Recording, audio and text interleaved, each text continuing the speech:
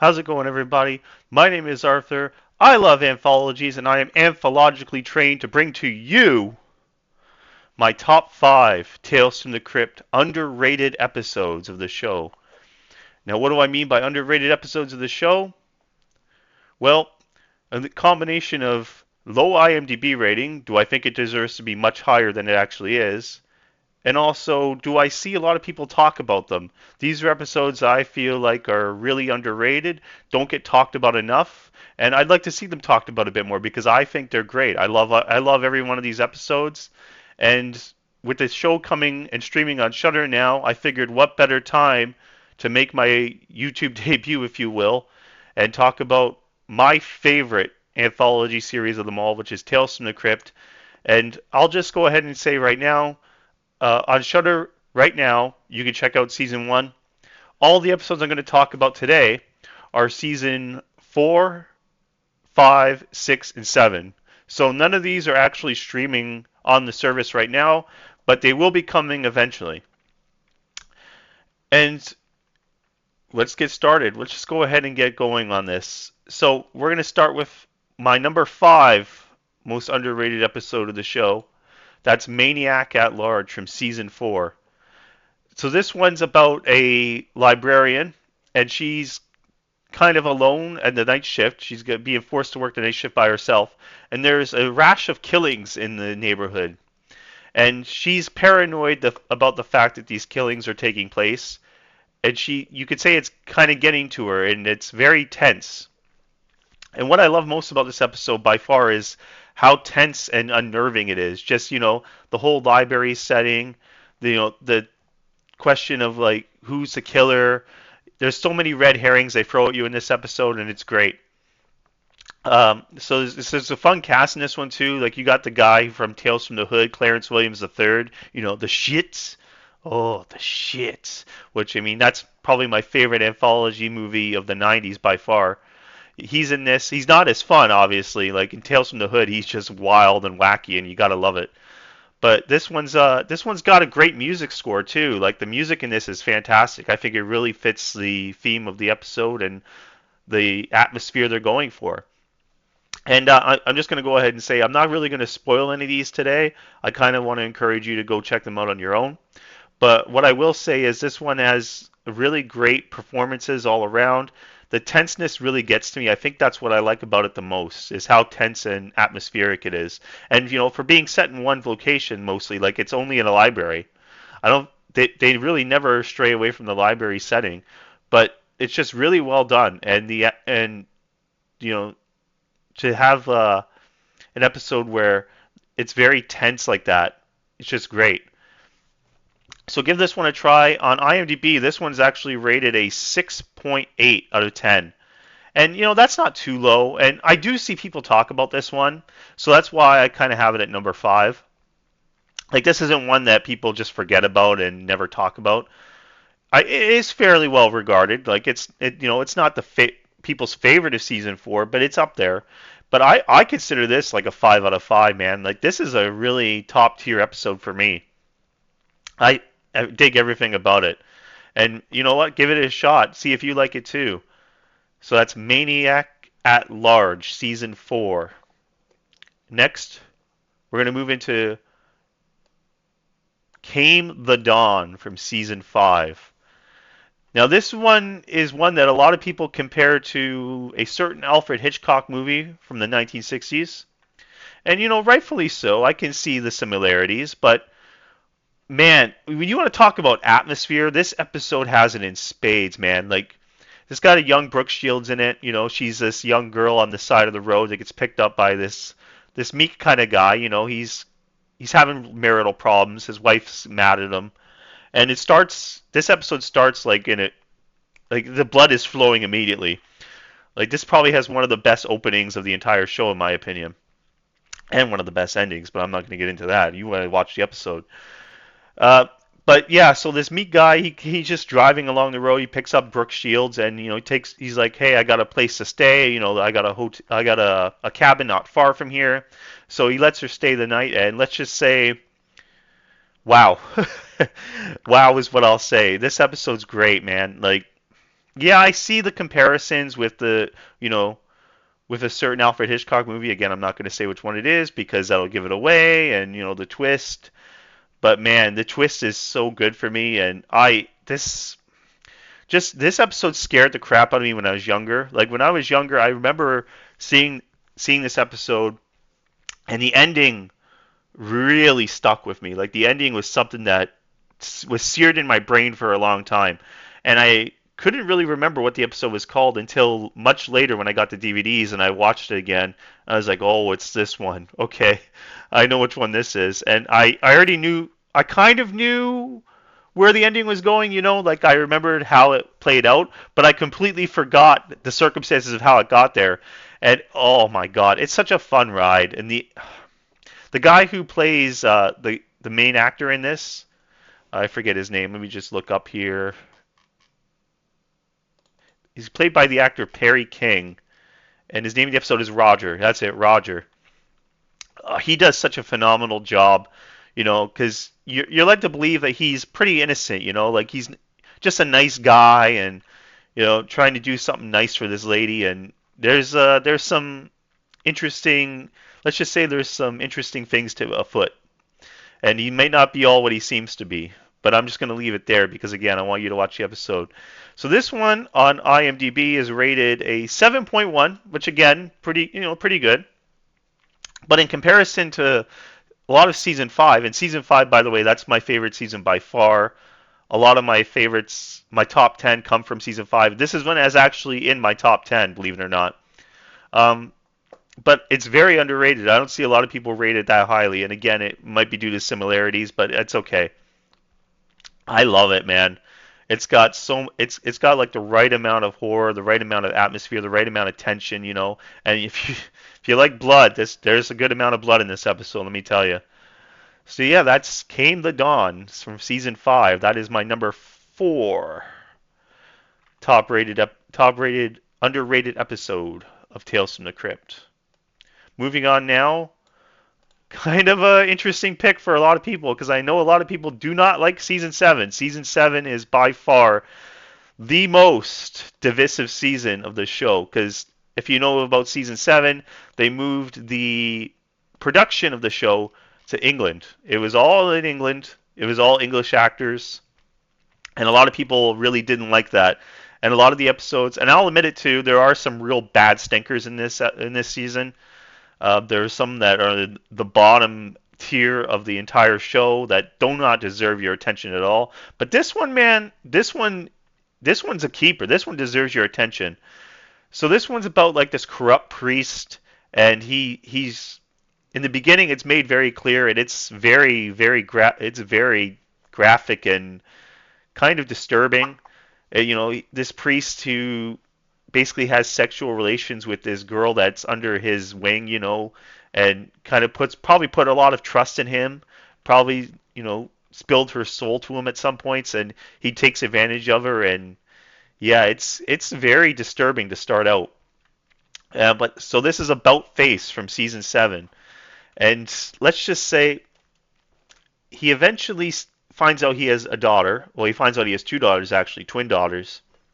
And one of them is, she wants to give her dad a chance. She wants to, get to know him. Kind of, I think their mother passed away, if I'm remembering right. And she wants to kind of get to know the father and give him a shot and, make amends, if you will. However, her twin sister, who's very badly disfigured, she is not a fan of this man at all. She quotes Bible verses. She screams at him. She is very violent and just not does not want anything to do with this man at all, and rightfully so. He's kind of a scumbag, as this show is usually familiar with. A lot of scumbags. And yeah, the ending is fantastic with this one. The twist is, I mean, it's a twist that's done in the show before. If you know some episodes, especially in season 5, has an episode that has a very similar twist to this. Season 2 has an episode that has a twist kind of similar to this, but not really. But yeah, I love it. If you're familiar with the Harry Potter series, the lady who's in this is actually one of the teachers, I believe.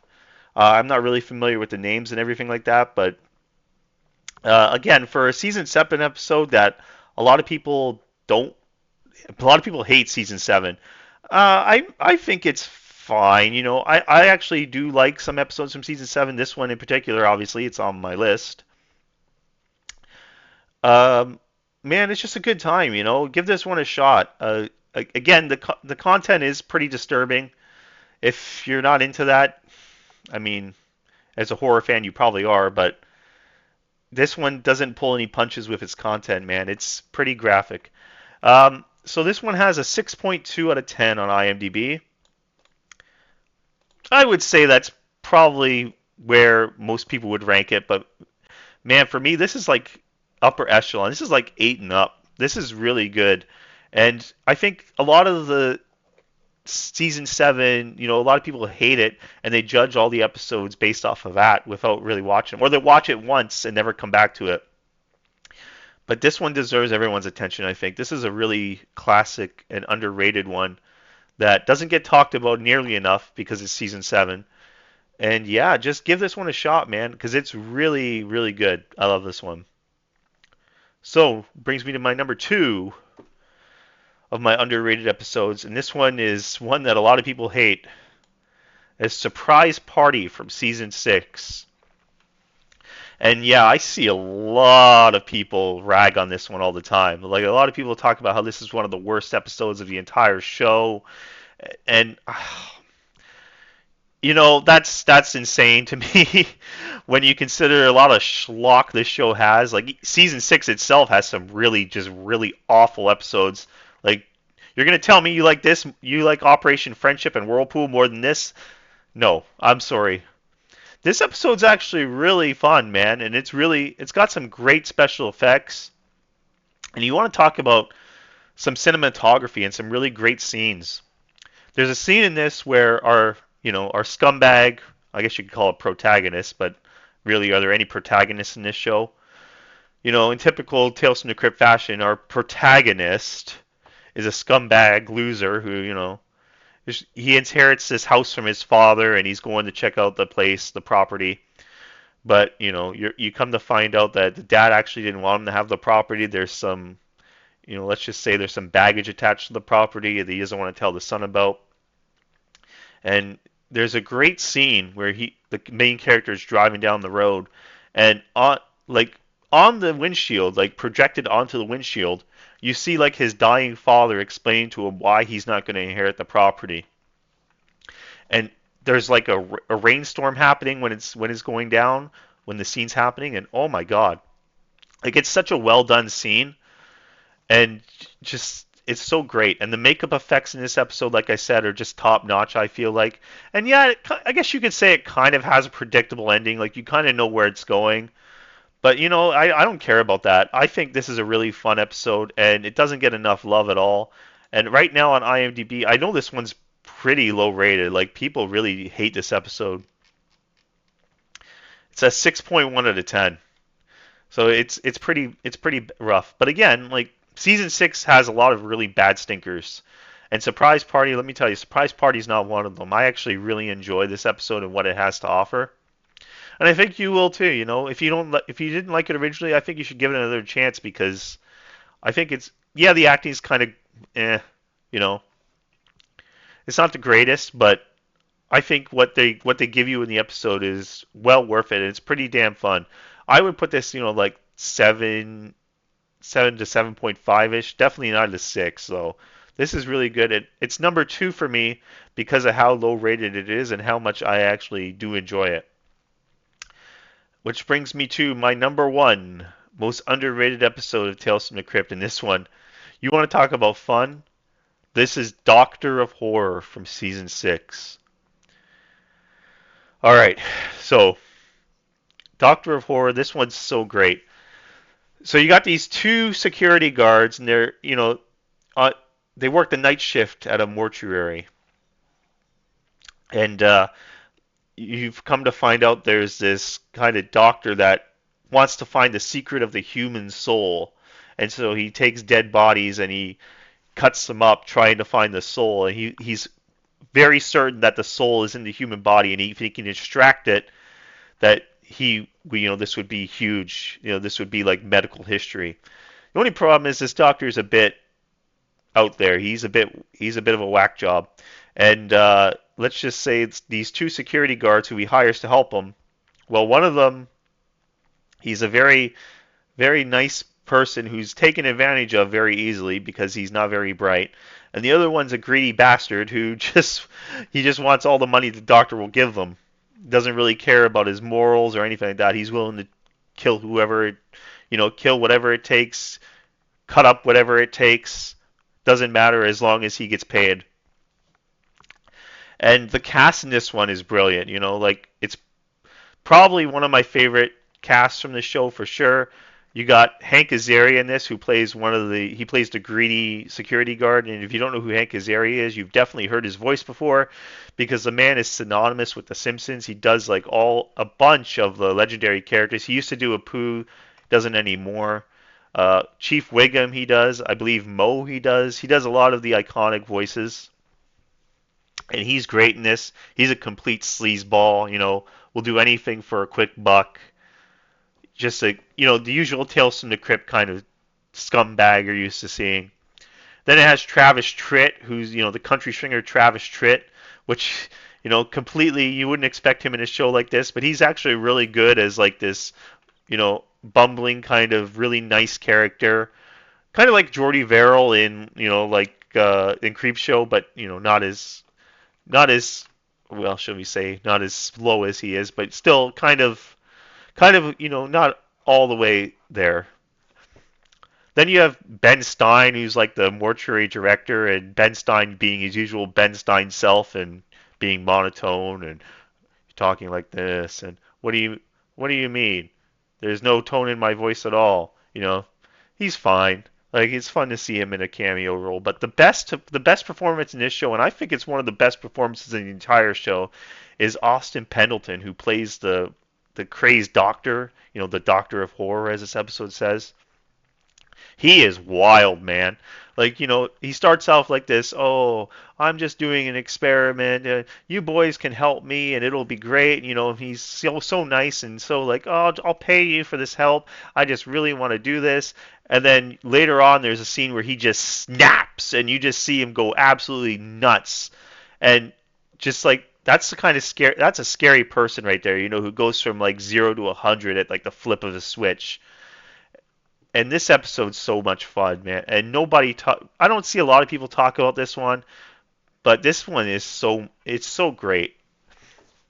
Between the acting performances, and this is actually a really ghoulish episode too. Like the subject matter is pretty intense for a show like this, and for a show that's like it's. Oh, don't get me wrong. There's camp in this as well. Like this is a campy episode too.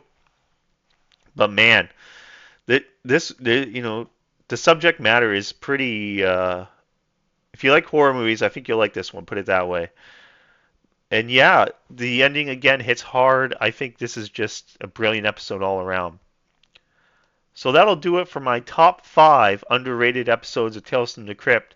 Let me know what you think down below. Let me know if you like any of these, because hey, maybe there's people out there who actually consider these as highly loved as I do. Let me know in the comments. And if you want to see more, let me know. This is my first YouTube video. I'm sorry if it was kind of raw. I don't really believe it. I don't really have the capabilities to edit it and everything right now. But the point is, I just wanted to come on and talk about something that I really like talking about. That's Tales from the Crypt, and that's anthologies in general. And maybe this will be a fun thing that I do every now and then, and we'll see where it goes. So, until next time, see you soon, kiddies, and have a great day.